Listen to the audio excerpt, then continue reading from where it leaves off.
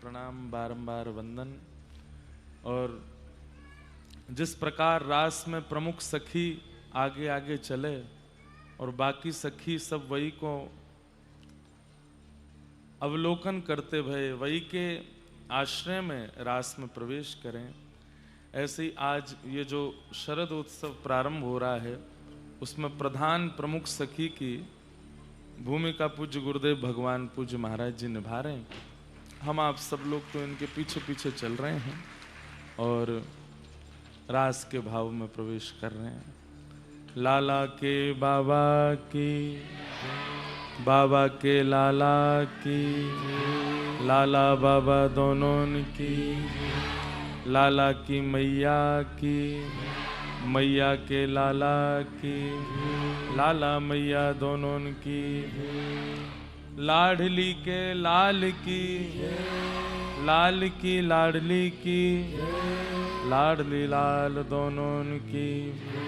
जय जय श्री राम, जय जय श्री राम, जय जय श्री राम। निताय गौर हरि, कुंज बिहारी, कुंज बिहारी, कुंज बिहारी।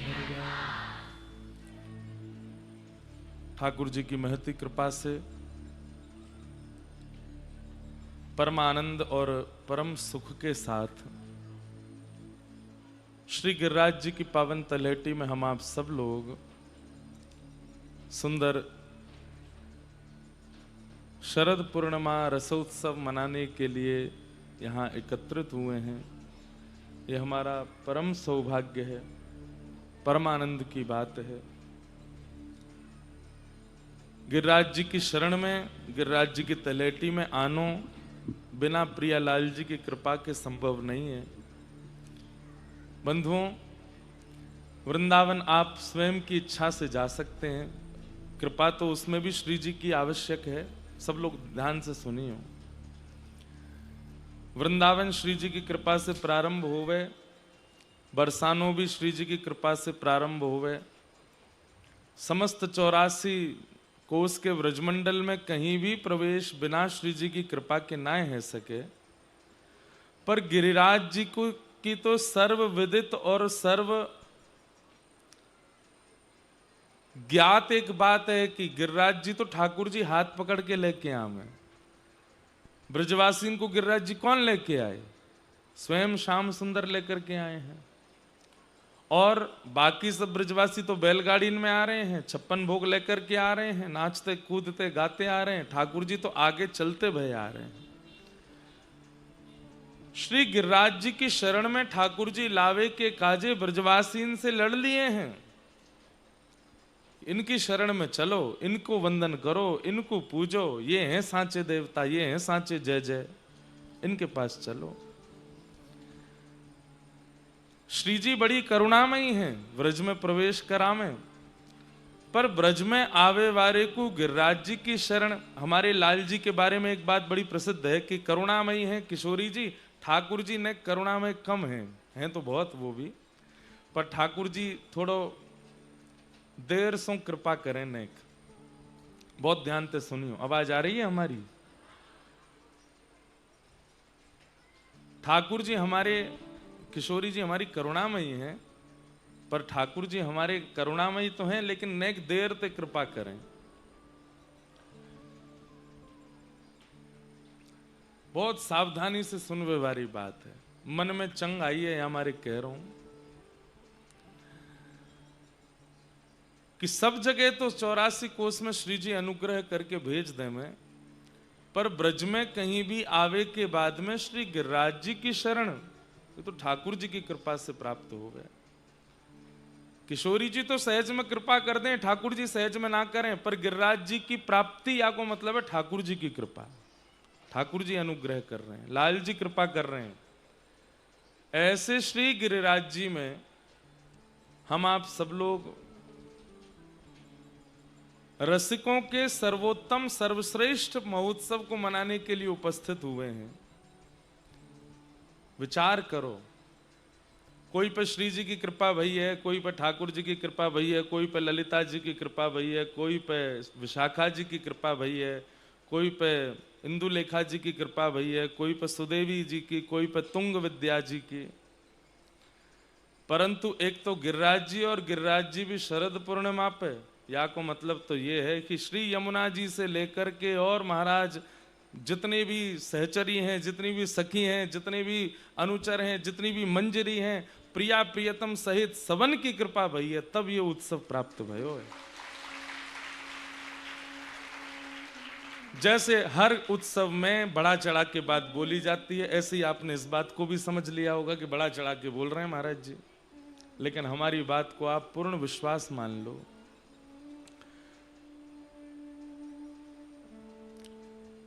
व्यक्ति को देव आराधना प्राप्त हो जाती है, ठाकुर जी की आराधना नहीं मिलती उनकी कृपा से। और देव आराधना करते करते देव प्रसन्न होते हैं तो ठाकुर जी की आराधना करवाने लगते हैं, ठाकुर जी की आराधना प्राप्त हो जाती है। बीच में महादेव की आराधना, ऐसे समझो कैसे चलती है ये सोपान। व्यक्ति पहले देव आराधन में जाता है, देव प्रसन्न होकर के महादेव के पास पहुंचा देते हैं, महादेव की आराधना प्रारंभ होती है, महादेव प्रसन्न होकर के फिर ठाकुर जी के पास पहुंचा देते हैं। परमात्मा शंख चक्र गदा पद्मधारी नारायण की उपासना प्रारंभ हो जाती है, वे प्रसन्न होकर के फिर अपने ही स्वरूप दो भुजधारी श्री कृष्ण की आराधना में भेज देते हैं। पर ठाकुर जी कहें मुंह को बाद में प्रणाम कर, पहले श्री जी के पास जा, तो श्री जी की आराधना प्राप्त होती है। श्री जी कृपा करके फिर वृंदावन से प्रेम करा दें, वृंदावन आते ही फिर श्री यमुना जी की आराधना, रज की आराधना, रस की आराधना, वैष्णवन की आराधना, रसिकन की आराधना, और इन सब की आराधना से प्रसन्न है करके, ये सब प्रसन्न है करके फिर निकुंज आराधना प्रारंभ करा में। कुंज आराधना, कुंज के बाद निकुंज आराधना, फिर निवृत्त निकुंज आराधना। आप लोग जिस स्थिति में बैठे हैं, जिस अवसर का लाभ ले रहे हैं, ये निवृत्त निकुंज की आराधना है सर्वोपरि। हमें तो ऐसा लगे कि हमने बाकी के सोपान चढ़े ही नहीं है, लिफ्ट मिल गई है, वही में बैठ के सीधे सेकंड फ्लोर दबा दिया, ऊपर ही पहुंच गए सीधे। और ये निकुंज, निवृत्त निकुंज की आराधना हमको मिल गई, जिसके लिए जारज को ब्रह्मादिक तरसत। आप इसको गाने में इतनी सहजता कैसे कर सकते हो? ब्रह्मादिक तरसत, ब्रह्मा, ब्रह्मा जी कोई सामान्य है? ब्रह्मा जी कोई सामान्य पदवी है? इस ब्रह्मांड में नारायण की नाभि से सबसे पहले कमल से प्रकट होने वाले ब्रह्मा, ब्रह्मा की इच्छा से संपूर्ण सृष्टि का निर्माण होता है। अगर उनकी इच्छा नहीं हो तो इस सृष्टि में समुद्र ना हो, पर्वत ना हो, आकाश ना हो, कुछ ना हो। वो ब्रह्मा, उनके लिए कह रहे हैं जारज को ब्रह्मादिक तरसत। और ब्रह्मा अकेले नहीं तरस रहे हैं, ब्रह्मा आदिक, ब्रह्मा जी, शंकर जी, इंद्र जी, कुबेर जी, आदि आदि जितने भी देवताओं के नाम ले लो, सब तरस रहे हैं जिस रज को। सो रज शीश चढ़ाऊं किशोरी तेरे चरणन की रज पाऊं, श्री राधे तेरे चरणन की रज पाऊं। कैसे मिल गई हमको? हमने ना तो देव आराधना की है, ना महादेव आराधना की है, ना नारायण आराधना की है, ना लक्ष्मी आराधना की है, ना यमुना जी को प्रसन्न किया है, ना रजरानी को प्रसन्न किया है, ना रसिकों की सेवा की है। फिर हमको ये शरद उत्सव कैसे मिल गया? ये तो अत्यंत निकुंज की वार्ता है, ये तो अत्यंत निकुंज का भाव है, जहां महादेव भी बाहर खड़े रहते हैं, आ नहीं सकते अंदर। तब ठाकुर जी कृपा करके ललिता जी से कहते हैं जाओ, जाकर के महादेव को भीतर लाओ। तब ललिता जी कहती हैं ऐसे नहीं आ सकते, तो पहले इनको शिक्षा देनी पड़ेगी। तो ललिता जी महादेव को लेकर जमुना जी जाती हैं, वहां जाकर के फिर प्रेम की शिक्षा प्रदान करती हैं। प्रेम शिक्षा में पास हो गए, इसका परिणाम क्या है? बोले शिक्षा ग्रहण करते करते करते करते प्रेम, प्रेम भाव तन में पुलकित होने लग जाए, रोम प्रकट होने लग जाए, नेत्रों से आंसू आने लग जाए, मुख पर प्रसन्नता, नेत्रों में आंसू। ये दो स्थिति प्रकट हो जाए तो समझो कि प्रेम की पाठशाला में पास हो गए। 1 दिन 2 दिन 3 दिन वर्षों तक ललिता जी पढ़ाती रहीं और एक समय आकर के महादेव की स्थिति हो गई, नेत्र सजल हो गए और मुख प्रसन्न हो गया। ललिता जी बोली अब बन गए गोपी, अब चलोगे। सोचो, देवादिदेव महादेव ध्याये नित्यम महेशम रजत गिरि निभम चारु चंद्रावतंशम रत्नाकल्पोज्ज्वलांगम पैश मृगवरा भीति हस्तम प्रसन्नम पद्मासीनम समन्ता स्तुतमरगणै व्याधिकृत्यम वसानम विश्वाद्यम विश्ववंद्यम अखिल भयहरम पंचवक्रम त्रिनेत्रम। वो महादेव वर्षों तक ललिता जी से जब प्रेम आश्रय लेते हैं तब उनको गोपेश्वर महादेव बनने का सुख प्राप्त होता है। हमको कैसे मिल गया इतनी आसानी से? हमने तो कुछ नहीं किया, बताएं। ऐसे सदगुरुदेव भगवान, ऐसे आचार्य चरण जो उस स्थिति में आ चुके हैं। जैसे कई जगह बड़े बड़े कार्यक्रमों में वीवीआईपी एंट्री से पास से ही एंट्री होती है। पहले 5,000 की टिकट होती है, जैसे ही कार्यक्रम पास आने लगता है 10,000 की हो जाती है, 50,000 की हो जाती है, लाख की होती है, 1.5 लाख की हो जाती है, 25 लाख तक पहुंच जाती है। और फिर एक समय ऐसा आता है तुम 1 करोड़ दो तो भी पास नहीं मिलेगा। उस समय क्या कहते हैं कि बोले जिस पे पास है, जो भीतर है, अगर उससे तुम्हारी जानकारी है, वो अगर गुपचुप रूप से तुमको भीतर खींच लाए तो जा सकते हो। ऐसे आचार्य चरण ये उस स्थिति में आ चुके हैं जिस स्थिति में आने के लिए ब्रह्मा जी तरसते हैं, जिस स्थिति में महादेव अनंत प्रयास करके जाते हैं। हम आप सबकी तो क्षमता नहीं, हम आज चाहे जितना प्रस्तुत कर दें, हमको इस स्थिति में आने का अवसर नहीं मिल सकता। लेकिन जो इस स्थिति में आ चुके हैं वे जब आकर के हम लोगों को देख लेते हैं तो फिर पास चेक करने वाली ललिता विशाखा सखीन से प्रार्थना करें, जे मेरो है या को भीतर आन दो।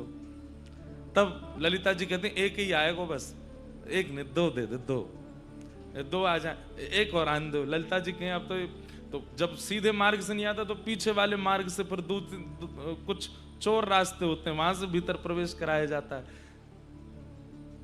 विचार की बात है, हजारों लाखों लोग कथा श्रवण करते हैं, परंतु शरद उत्सव के इस अवसर पर जो यहाँ आ चुके हैं, जो इस पंडाल में बैठे हैं, आचार्य चरण ने बड़े अनुनय विनय और कृपा करके ललिता विशाखा को मना करके हम आप सबको फ्री एंट्री दिलाई दी है भीतर। हमारी क्षमता नहीं है, हमारी योग्यता नहीं है, हमारी स्थिति नहीं है इसमें, इस भाव में आने की। ये तो पंडाल सुबेरे ही बनो भयो, दोपहर ते लोग बैठे भय, पर कथा तभी भैया शुरू जब अंधेरो है गयो है, क्योंकि रास में बिना अंधेरे के कैसे आ जाओगे। हम भी यहाँ समय से आ ही गए थे, 4 बजे तो हम पहुंच गए थे, पर कुछ ना कुछ व्यवस्था योजना ऐसी लगी। मन में विचार कियो इतना विलंब क्यों भयो। ठाकुर जी कह रहे हैं तारेन को टिमटिमान दो, आकाश में चंद्रमा को मान दो, तभी तो रास होएगा। बातें पहले कैसे रास कर लोगे। तो ये जितने छोटे छोटे लगे तारे टिमटिमा रहे हैं सामने, और ये चंद्रमा तो यही हैं, चंद्रमा चमक रहे हैं, वाक्य बाद ही रास में आए हैं। और फिर सुनो, खूब बाहर की बात कर लें, लेकिन कथा बैठते ही प्रारंभ हो गई है। जैसे ही आचार्य चरण आए हैं, आकर के जैसे ही विराजमान भए, सीधे निकुंज में प्रवेश, कोई बाहर की भूमिका नहीं। हमने तो प्रणाम भी नहीं करी पूनम दीदी को, चित्र विचित्र महाराज जी को, कौन कौन संत आए, कुछ कोई बात ही नहीं हुई। ऐसा को भी होता है कथा में, व्यास जी आधा घंटा तो भूमिका ही करते रहते हैं, तब जाकर के मशीन गर्म होती है, फिर कथा प्रारंभ होती है। यहाँ तो मंगलाचरण ही नहीं हुआ, सीधे कथा ही प्रारंभ हो गई है। कैसे हो गया ये? निकुंज में, निवृत्त निकुंज में प्रवेश कैसे भयो है भैया? प्रधान सखी आ गई है, अब ज्यादा अनुनय विनय और ज्यादा प्रयास करने की आवश्यकता नहीं है गयो है रास प्रारंभ। सौभाग्य है हम आप सबको। रास क्या है बंधुओं? रसो वैशः रास। मैं हमेशा कथा में कहा करता हूं कि आप प्रयास कर रहे हैं ठाकुर जी की प्राप्ति को, वो रस है, पर आपके रस से प्रसन्न है कि ठाकुर जी आपके समीप आ रहे हैं, वो रास है। रस और रास में यही अंतर, आप प्रयासरत हैं वो रस, और ठाकुर जी प्रयास कर रहे हैं आपके लिए वो रास है। ये हमारो प्रयास है ही ना सके। बाकी की जितनी भी योजना, जितने भी उत्सव, जितनी भी कथा, जितने भी आयोजन होते हैं, सब हमारे प्रयास से होते हैं, पर रास की कथा तो ठाकुर जी ही करवा में। ये प्रयास, ये योजना तो ठाकुर जी की है। इसके पीछे कारण क्या है? भांडीर वन में हो रही होती तो हमारे प्रयास है सके, वृंदावन में हो रही होती तो हमारा प्रयास है सके, पर गिरिराज जी तो ठाकुर जी ही लेके आवे। वही बात पे आ जाऊंगा, यहाँ तो ठाकुर जी लेके आवे। नंद बाबा के आगे हाथ जोड़े, यशोदा मैया तो प्रार्थना करें, गिरि गोवर्धन पूजिए, उन्हीं की पूजा करो। गिरिराज जी की शरण में ब्रजवासी ना आए, ठाकुर जी लेके आवे। तो यहाँ पर आना और यहाँ आकर के रास की भावना करना, तो ठाकुर जी की कृपा है। गिरिराज जी कौन है बंधुओं? बहुत ध्यान से सुनियो। रस का समूह ही रास है। अत्यंत सुंदर रस की वस्तु दो चीजें होती हैं, एक तो उसका एक गाढ़ापन होता है, एक उसका रस भाव होता है। ध्यान से सुनना। जैसे अमरस होता है या खीर होती है, कोई भी रस की वस्तु होती है, अगर केवल पतली पतली है तो इसका मतलब है कि वो इतनी स्वादिष्ट नहीं है, उसमें थोड़ा गाढ़ापन भी है, थोड़ा उसमें एक गरिष्ठ भाव भी है। गरिष्ठ शब्द कहने में अनुचित हो सकता है। गरिष्ठ का मतलब है उसके अंदर एक मूल तत्व भी है जिसको व्यक्ति पिएगा नहीं, जब मुख में आएगा तो थोड़ा चबाना भी पड़ेगा। रस का समूह रास है। उसी रास का जो पेय भाव है, जो जल भाव है, वो श्री यमुना जी हैं, और जो गाढ़ा भाव है वो गिरिराज जी हैं, वो श्री गोवर्धन नाथ है।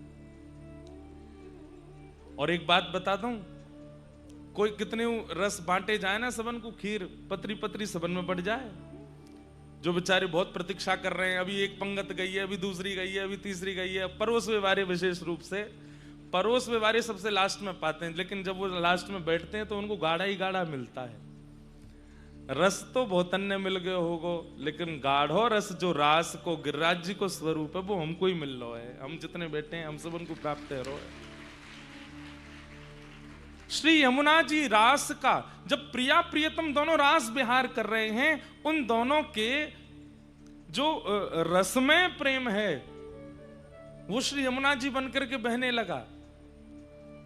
और श्री प्रिया प्रियतम का जो सारभूत गाढ़ा स्वरूप है, जिसको सब आस्वादन नहीं कर सकते, जो सबके आस्वादन का विषय नहीं है, वो श्री गिरिराज जी हैं, वो श्री गोवर्धन नाथ हैं।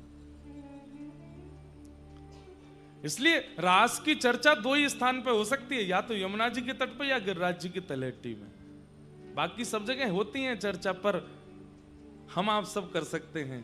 और प्रिया प्रियतम तो यहीं आवेंगे रास करवे, और कहीं नहीं जाते। या तो यमुना जी को पुलिन हो या गिरिराज जी की तलहटी हो।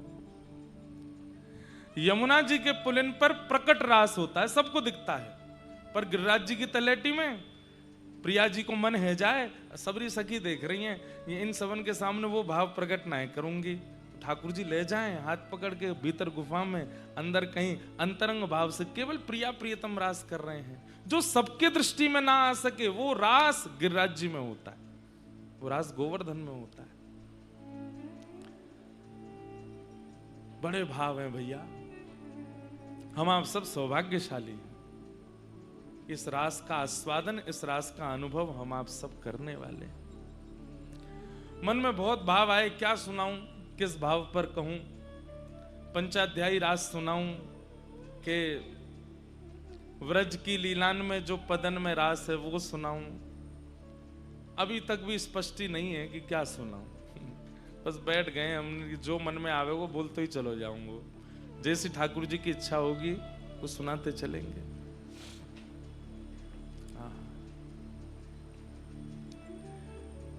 ऐसी पावन गिरिराज जी की तलहटी है। और श्री सूरदास जी ठाकुर जी के रूप भाव को वर्णन कर रहे हैं। अभी चंडीगढ़ में कथा थी तो वहां मन में भाव आया कि चतुर्भुज दास जी बहुत सुंदर भाव गाते हैं, जिसे गोप गीत कहते हैं। जैसे गोपी गीत है, ऐसे ही श्री चतुर्भुज दास जी को गोप गीत है जो कलिकाल में गायो। जैसे गोपी गीत को ठाकुर जी ने वरदान दिया है, ऐसे ही गोप गीत को भी वरदान दिया है। और गोप गीत का वरदान हमको मिला है। जो इस गोप गीत को गाएगा ठाकुर जी उसको मिलेंगे, ऐसा ठाकुर जी ने वचन दिया है। और इसी गोप गीत को गाने के भाव से हमको वरदान सिद्धि हुई और प्यारे गिरधर लाल जी प्राप्त हुए इसी गोप गीत से। तो मन में भाव है कि इसी गोप गीत की व्याख्या, और इसी गोप गीत की व्याख्या में अष्टयाम लीला, और अष्टयाम लीला में अष्ट सखियों के भाव, इन सब भावों को मतलब गड्ढ की सब्जी पवाएंगे आपको प्रेम से पहियो। गड्ढ की सब्जी बनती है तो ना तो कड़ी कोई इच्छा हुए, ना दाल की इच्छा हुए, और कछु की जरूरत ना है, सब गड्ढ है, एक ही है गो है, वही ते पूड़ी पाओ पेट भर लो। तो इस बार गड्ढ की सब्जी पवाएंगे। यही गोप गीत हमारा प्रधान होगा। गोपी गीत या गोप गीत, गोपी गीत संस्कृत में है, उसी की व्याख्या गोप गीत है। कौन सा गोप गीत? अब नहीं गाएंगे तो कब गाएंगे? यहां नहीं गाएंगे तो कहां गाएंगे? गोवर्धन वासी सांवरे, गोवर्धन वासी सांवरे, गोवर्धन वासी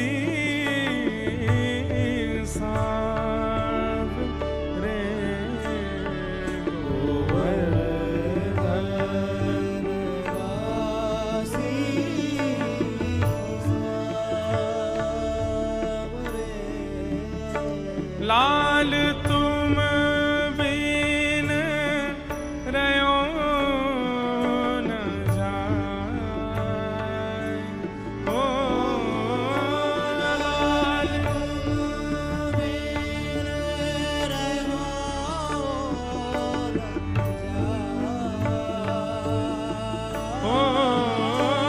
लाल तुम बिन रयो न जाए, ओ लाल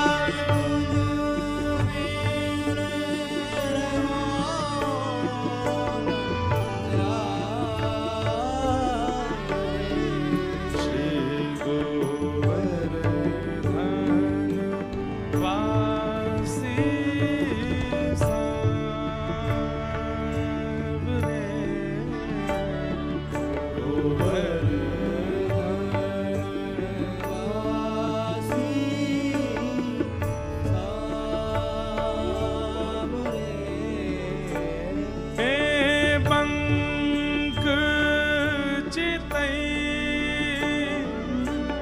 मुस्काई के सुंदर वदन दिखाए, ओ पंख चितई मुस्काई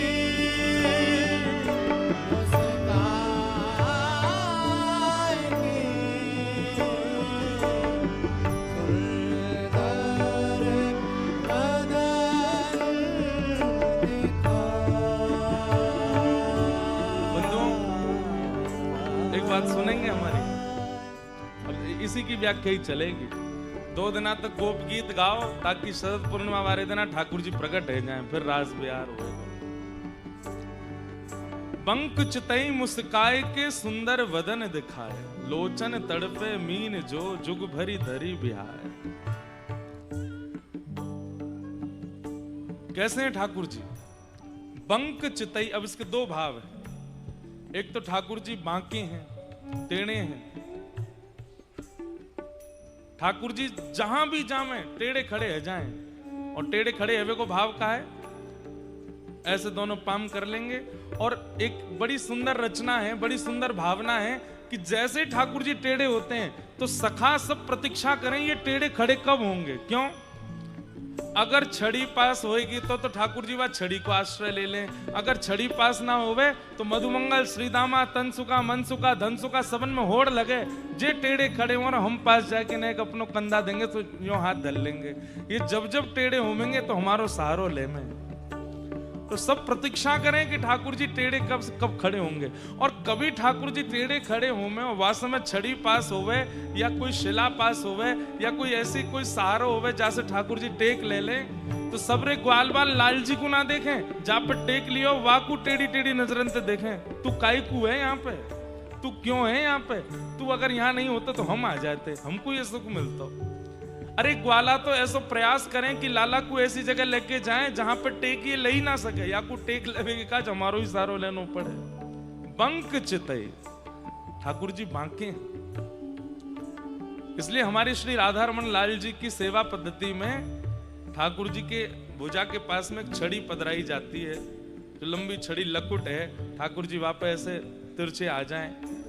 नहीं तो जिनके घर में भी त्रिभंग लली श्याम सुंदर हैं, कभी कभी अपनी लीला में, अपने भाव में, अगर ठाकुर जी को स्वरूप बहुत बड़ा हो तब तो कछु कर ना सके, तब तो कछु कर सकें। छोटा हो तो वहां में तो उंगली या हाथ कभी कभी ऐसे लगा के थोड़ी देर बैठ जाया करो कि लाल जी ने एक टेक ले लो, हम पे ने एक उंगली धर लो, ऐसे कोनी धर लो।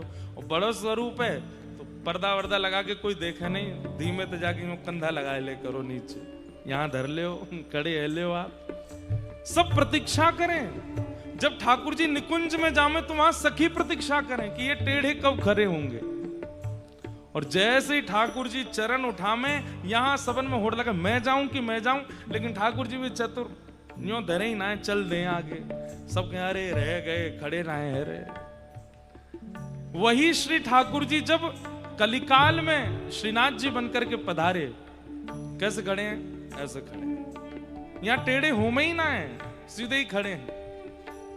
लेकिन कोई कोई ऐसे अष्ट सखा हैं जिनको ठाकुर जी के टेढ़े स्वरूप का अनुभव है। वहां में तो एक श्री चतुर्भुज दास जी हैं। जब जब चतुर्भुज दास आते हैं ठाकुर जी ऐसे ही खड़े रह जाएं, और चतुर्भुज दास अपने कंधों दे दें, वहां पर ठाकुर जी ऐसे ठाड़े रह जाएं। आज श्री चतुर्भुज दास जी वही भाव को वर्णन कर रहे हैं। हे गिरिराज धरण, हे गोवर्धन नाथ, आपकी वो छवि कैसे है? बंक चितई मुस्काई के सुंदर वदन दिखाए। ओ बंक चितई मुस्काई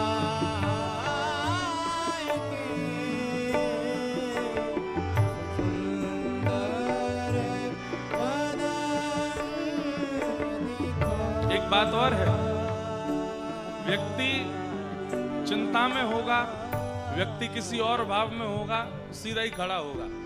लेकिन जब अत्यंत प्रेमी कोई मिलता है या अत्यंत भाव की या रस की बात हो, तभी टेढ़ो खड़ो होवे, तभी दीवार की टेक लेगो या जैसे भी खड़े हो। ठाकुर जी सदा ऐसे ही रहते हैं। इसका मतलब वो आपसे और कुछ सुनना ही नहीं चाहते हैं, केवल आप उनसे प्रेम की चर्चा करो। वो अपनी छवि बना करके ये आपको प्रस्तुत कर रहे हैं कि भाई सीरियस बात तो हम तभी सुनेंगे जब सीधे खड़े हो। टेढ़े खड़े हैं तो काहे को सीरियस बात करे? भाव की बात कर, प्रेम की बात कर, रस की बात कर। हमारे सूरदास जी एक पद गाते हैं और उस पद में श्री सूरदास जी कहते हैं, चरण कमल बंदौ हरि राय। चरण कमल बंदौ हरि राय। याद कर लियो, अभी गाऊंगा थोड़ी देर में यह पद को। हरि सब हैं, पर श्री कृष्ण हरि राय हैं। श्री कृष्ण हरि राय हैं। राय को मतलब कहा है? राय को मतलब है राजा। हरि को मतलब कहा है हरण करवे वारो। चित्त को हरण करवे वारो, भाव को हरण करवे वारो, पीड़ा को हरण करवे वारो, प्रेम को हरण करवे वारो, माखन को हरण करवे वारो।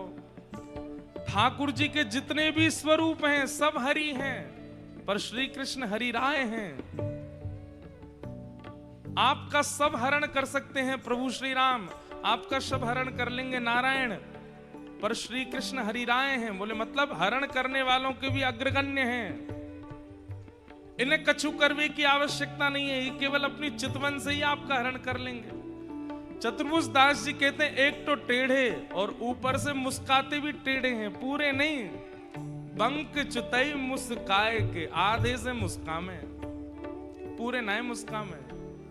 चतुर्भुज दास जी कह रहे हैं बहुत बड़ी कृपा, आधे ही मुस्काओ, पूरे मुस्काए जाओगे तो प्राण निकल जाएंगे हमारे। आधे में तो बाबरे कर रखे हैं, पूरा मुस्काए दियो तो का होएगो लाला। हमारे श्री राधा रमण जी की कितनी कृपा, 2 दांत दिखावे, 4 दिखावे, 5 दिखावे, पूरे नहीं दिखावे, जादना पूरे दिख गए तो का होएगो। जितने ने देखे सब रे वही प्राण सबन को हरण है जाए।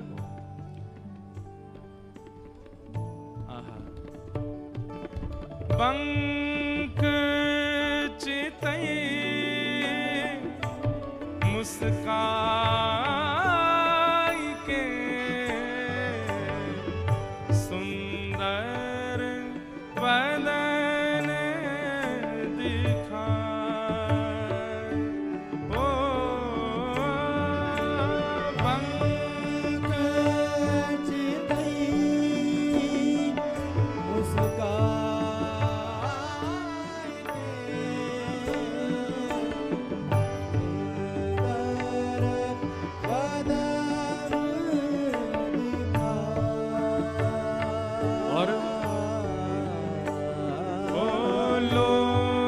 चैन तड़पे मीन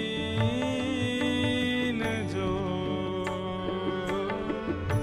जुग भरी धरी बिहाए। गोवर वासी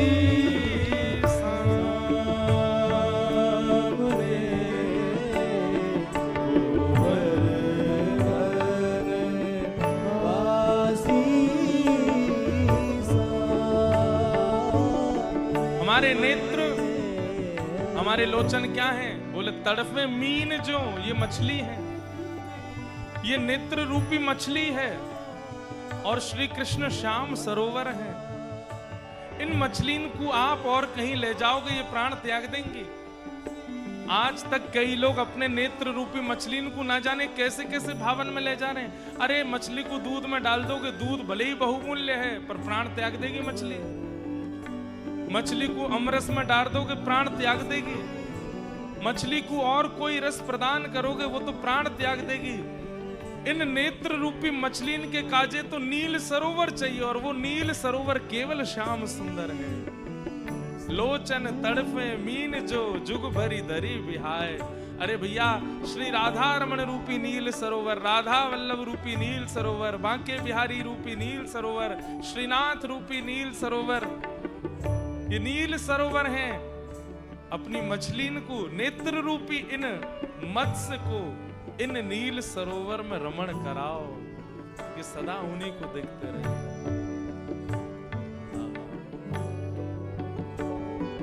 नयन भर देखूं नंद कुमार, नयन भर देखूं,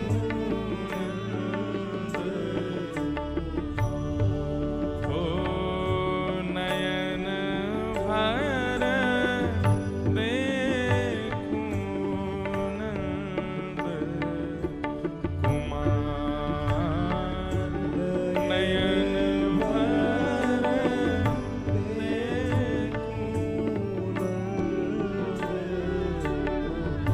एक भाव बता रहे हैं, ठाकुर जी को थोड़ी देर हम लोग निहारते हैं।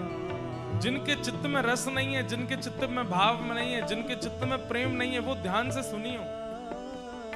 मंदिर में तो संभव नहीं, बहुत भीड़ होती है। अपने घर के ठाकुर जी को ही कभी प्रयास करो, भले ही मन नहीं लग रहा है, भले ही कोई भाव नहीं आ रहा, भले ही कुछ भी नहीं हो रहा, फिर भी एकांत में बैठ के एक टक निहारते रहो।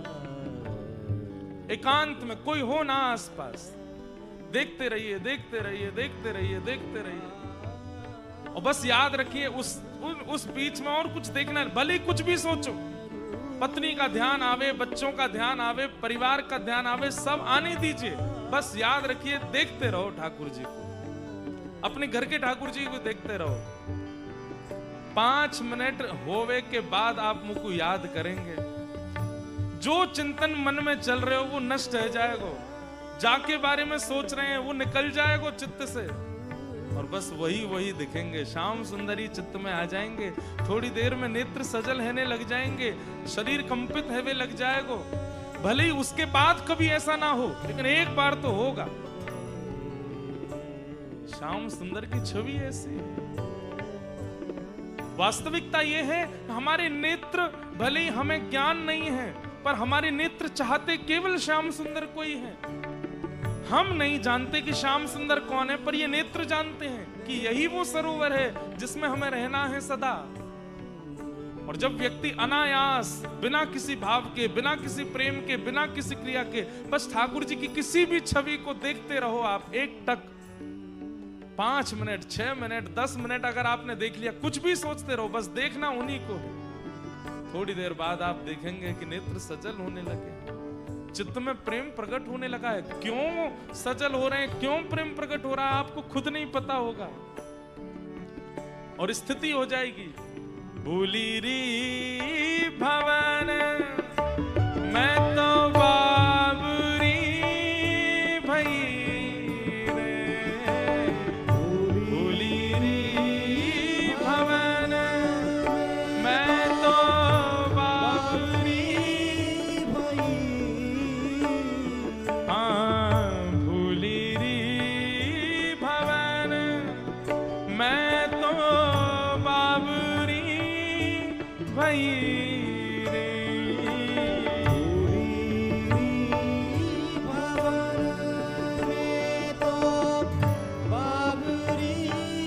और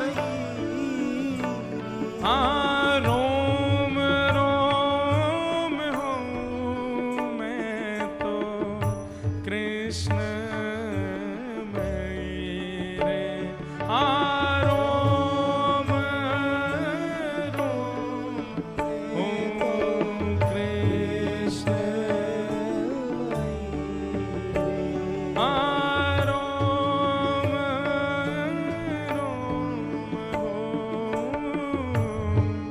कृष्णमयी रे,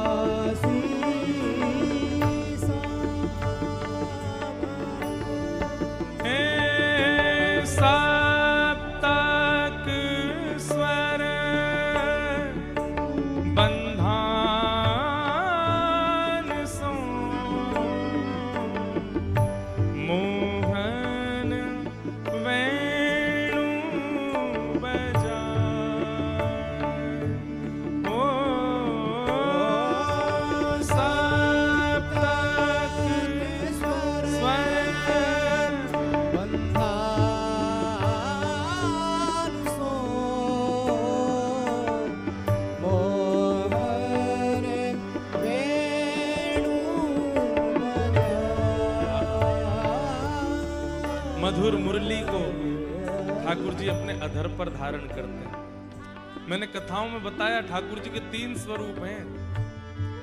एक हैं वंशीधारी, एक है मुरली मनोहर, और एक है वेणुगोपाल। वेणु, वंशी और मुरली, ये 3 कैटेगरी हैं वंशी की भी। सबसे पहले ठाकुर जी का दर्शन जो होता है वो कैसे होगा? वंशीधारी। वंशीधारी कैसे होंगे कि भुजाएं जो हैं वो मुखमंडल से थोड़ी नीचे हैं और वंशी यहां धारण की है और नीचे ठाकुर जी की वेणु आ रही है, वंशी आ रही है। और बिल्कुल अधर के बगल में ही दोनों हस्त कमल हैं। ये मुरली मनोहर है। बंधुओं, एक बात आपको बताऊं, आप आकलन मत करना कि अच्छा बिहारी जी की तो यहाँ है, राधारमण जी की यहाँ है, राधा वल्लभ जी की यहाँ है। नहीं, आपकी जैसी भावना होगी, भुजा उतनी ऊपर नीचे होगी, ये अनुभव आपको हो जाएगा। अगर आप प्रारंभिक स्थिति में हैं तो आपको वंशीधारी दिखेंगे, भुजा नीचे हैं और मुरली ऊपर। आप मध्य भक्ति की स्थिति में आ जाओगे तो भुजा बिल्कुल मुखमंडल के बगल में है। और जब आप भक्ति प्रेम की चरम स्थिति में आ जाओगे तो जो ठाकुर जी का मुख बाम मुख दाहिनी ओर झुका रहता है, वो मुख भी आपको बाम ओर दिखेगा और वंशी जो है वो मुरली बन जाएगी, वेणु बन जाएगी, ऊपर की ओर वो बन जाएंगे वेणु गोपाल। मुरली मनोहर, वंशी मनोहर और वेणु गोपाल, ये 3 स्वरूप हैं ठाकुर जी के। सब ठाकुर जी वंशीधारी हैं, सब मुरली मनोहर हैं, सब वेणु गोपाल हैं। हमारी स्थिति पर निर्भर करता है कि ठाकुर जी कौन से बने। अपनी स्थिति परखने का यह भी एक भाव है। ठाकुर जी की भुजा का दर्शन करो, कितनी ऊपर, कितनी नीचे, कितनी मध्य में है। अगर वहां में नेक नेक अनुभव है रहे हो है ऊपर नीचे को, होगा ही होगा ही होगा, निश्चित होगा। नीचे है तो अभी प्रारंभ है, मध्य में है तो अभी मध्यस्थ हो, और भुजा ऊपर है तो या को मतलब है अब प्रेम की स्थिति में पहुंच चुके। वंशी संकेत कराती है कि आप किस स्थिति में। जब किसी को रिझाना होता है तो ऐसे वंशी बजाई जाती है, जब अपने सामने बैठे होते हैं तो ऐसे बजाते हैं, और जब श्री प्रिया जी ठाकुर जी के आगे आ जाती हैं, ठाकुर जी बिल्कुल ऐसे है जाए और ऐसे करके फिर बजाते हैं, बिल्कुल डूब करके बजावें। आप सामान्य हो, रसिक हो कि प्रेमी हो, ये ठाकुर जी की वेणु की स्थिति से आपको अनुभव हो सकता है। हो सप्तक स्वर बंधान सो मोहन वेणु बजा। हो सप्तक स्वर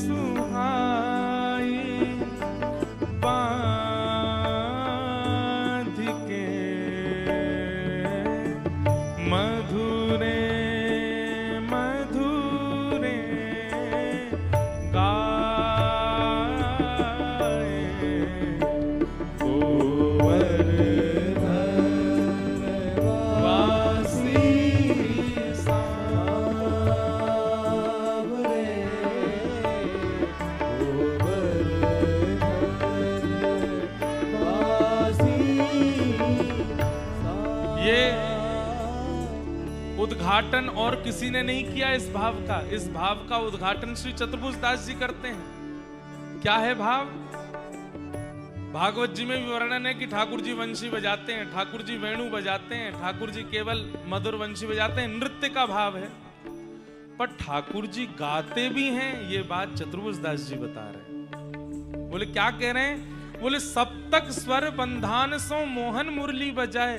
ठाकुर जी सप्तक स्वर सारे गामा पधा नी, 7 स्वरों को बांध करके वेणु बजाते हैं, लगन से वेणु बजाते हैं। और जब वेणु मधुर बजने लगती है, सब शांत हो जाता है वातावरण। पूरे वृंदावन में पक्षी चहकना बंद कर देते हैं, यमुना जी का कलरव शांत हो जाता है। तेज व्यार बह करके जो पुष्पों से, वृक्षों से जो ध्वनि प्रकट हो रही थी वो भी शांत हो जाती है।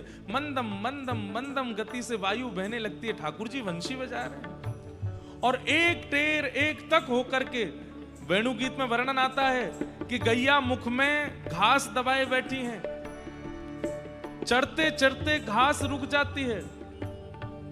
आप लोग मन में विचार करेंगे कि गैया तो चलो फिर भी जानकार है। अरे वर्णन आता है कि गैया के थन से दूध पी रहे बछड़ा बछिया, वो जैसे दूध पीते हैं और जैसे ठाकुर जी की वेणु बजनी प्रारंभ होती है तो मुख में दूध भरा है, थन में मुख लगा है, लेकिन पीते नहीं है। क्यों? पिएंगे तो घूंट की आवाज आएगी और ये वेणु की ध्वनि आने में विक्षेप आ जाएगा। वेणु गीत में भागवत में वर्णन आता है। आकाश में बादल जो हिलडुल कर रहे होते हैं वे सब रुक जाते हैं। अरे हिरण जो दूर दूर वन में चल रहे होते हैं कान उठा करके गिरिराज जी की तलेटी में आ जाते हैं, देखते हैं एक शिला के ऊपर श्याम सुंदर बैठ करके वेणु बजा रहे हैं। कोई हल्ला नहीं करता, कोई शोरगुल नहीं करता, किसी भी प्रकार की ध्वनि नहीं आती। ठाकुर जी की वंशी बज रही है, वेणु बज रही है। और जब मधुर स्वर से ठाकुर जी वेणु बजाते हैं सब केवल एकटक या तो ठाकुर जी को देखते हैं या नेत्र बंद करके अनुभव करते हैं। और उसी बीच में जब ठाकुर जी को अति चंग चढ़ती है, अति आनंद आ जाता है, तब क्या करते हैं? वेणु बजाते बजाते श्याम सुंदर सूरत सुहाई बांध के वेणु को नीचे कर देते हैं और स्वर की सुरतियों को संभाल करके अपने अपने स्वरूप को थोड़ा, वेणु बजाते समय जो केश मुख पर आ गए हैं, जो अंग कांति में कोई माला इधर उधर होगी, सब ठीक करके ठाकुर जी क्या करते हैं?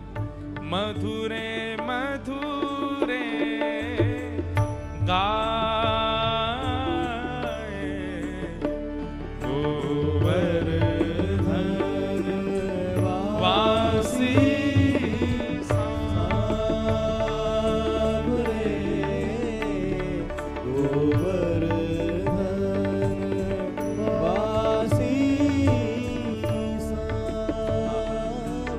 ठाकुर जी गायन करते हैं। वो बोले जब ठाकुर जी वंशी बजाते हैं तब तक तो सब लोग केवल सुनते हैं, लेकिन जैसे ही श्याम सुंदर गाना प्रारंभ करते हैं नेत्र सजल हो जाते हैं गोपियों के, गोप ग्वालों के। गिरिराज जी की शिलाएं पिघलने लग जाती हैं, यमुना जी स्थिर हो जाती हैं। अरे वृक्षों पर बैठे हुए पशु पक्षी सबके नेत्र, सबके केवल वह रस। अरे जब वंशी बजती है तो रस प्रकट होता है, लेकिन जब ठाकुर जी गाते हैं तो वो रस बहने लग जाता है। ऐसे ठाकुर जी के गायन। अष्ट सखाओं में एक सखा हुए श्री गोविंद दास, और गोविंद दास जी के चरित्र में आता है कि एक बार गुसाई जी के सामने बैठ करके श्री गोविंद दास गा रहे हैं और गाते गाते गाते कुछ गाते गाते बीच में रुक जाते हैं। गुसाई जी कहते हैं रुक क्यों गए? इतने में गोविंद दास इशारा करते हैं, ए लाला ने ढंग से गाओ, ने स्वर संभाल के गाओ, ने भाव से गाओ, ने कान बंद करके स्वर समझ के गाओ। फिर गाने लग जाते हैं। गुसाई जी कहते हैं ये कौन को समझाते हैं बीच में, इधर उधर तो कोई बैठा नहीं है। फिर गाने लग जाते हैं, गाते गाते फिर रुक जाते हैं, फिर रुके, लाला देखो बहुत उदम मचा रहे हो, ने भावते गाओ, अरे गानो आवे ने प्रेम से गाओ, ऐसे काहे को करो, ये स्वर गलत काहे को लगाओ। फिर गाने लगते हैं। गुसाई जी बोले ये किससे बात कर रहे हैं, यहाँ कोई बैठा तो है नहीं। तीसरी बार फिर रुके, ना माने को लाला तेरी शिकायत करूंगा मैं, हैं ऐसे गावे, स्वरन ने बिगाड़े, राग रागनी ने बिगाड़े। गुसाई जी बोले गोविंदास बहुत देर हो गई, मैं बहुत देर से देख रहा हूं, तो बीच बीच में गा के रुक जाए, जन कौन को समझाए, तेरे अगल बगल में कोई है तो है ना, कौन ते बात करे। गोविंदास धीरे से बोले लाला बैठो है, कन्हैया बैठो है यहाँ बगल में, और बगल में बैठ के ऐसे कान पे हाथ धर के टेर लगा रहा हूं मैं जैसे स्वर खींचूं मेरे पीछे स्वर खींचे, लेकिन बड़ा उद्यमी है, मैं स्वर खींचूं तो बीच में अपनो गरो हिलान लगे, सबरो स्वर बिगड़ जाए मेरो। वाकु समझा रहा हूं ना एक ढंग से गा। गुसाई जी के नेत्र सजल हो गए, बोले सच में ठाकुर जी बैठे हैं? बोले हाँ जी बैठे हैं। आप कैसे बैठे हैं? बोले